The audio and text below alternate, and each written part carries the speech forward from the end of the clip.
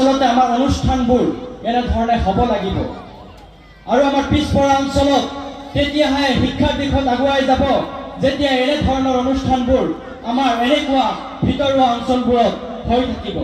আমি সকলোৱে অৱগত যে ভাৰতবৰ্ষ স্বাধীনতাৰ 3 বছৰ পিছত অৰ্থাৎ 1950 চনত আজিৰ দিনটোতে গণৰাজ্য দিৱস হিচাপে ঘোষণা কৰা হৈছিল, কাৰণ আমি সকলোৱে অৱগত যে আমাৰ ভাৰতবৰ্ষৰ সংবিধান আছে আৰু সংবিধানখন তেতিয়া কাৰ্যকৰী কৰা হৈছিল।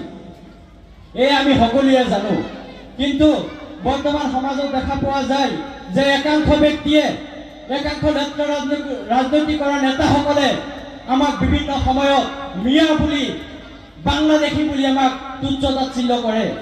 আচলতে সেই নেতাসকলক ক'ব খুজিম, এইখন মঞ্চৰ পৰা মুকলি মঞ্চৰ পৰা সেই নেতাসকলক ক'ব খুজিম যে মিয়া কিয় আপোনালোকে আমাক কৈ আমি আনন্দ পাওঁ।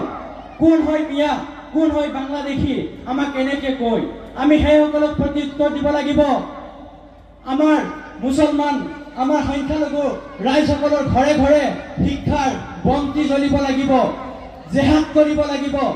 শিক্ষা যাতে আমাৰ এইখন অঞ্চলত PhD ডিগ্ৰী লাভ কৰে, এডভোকেট হৈ আহিব পাৰে। সেইদিনা আপোনালোকে ছ'চিয়েল মিডিয়াত চাবই পাৰিছে যে আমাৰ অসমৰ সন্তান লণ্ডনত চাকৰি পাইছে, একেবাৰে দুখীয়া ঘৰৰ সন্তান।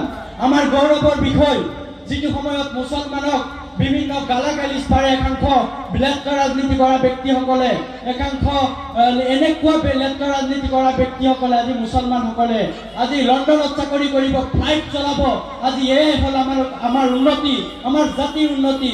আমি এইখন মুকলি মঞ্চৰ পৰাই স্পষ্টভাৱে ক'ম, মুকলি মঞ্চৰ পৰাই স্পষ্টভাৱে এয়াই ক'ম যে আমি মুছলমান জাতিটোৰ কাৰণে, সংখ্যালঘু ৰাইজৰ কাৰণে আমি উত্তৰ পূৰ্বাঞ্চল সংখ্যালঘু ছাত্ৰ সন্থাই বলিষ্ঠভাৱে ক'ম যে আমাৰ শৰীৰত এক বিন্দু তেজ থকালৈকে আমি জাতিৰ স্বাৰ্থত, গণতন্ত্ৰৰ ন্যায়ক, আমি সংবিধানৰ নিয়ম নীতিত চলিম।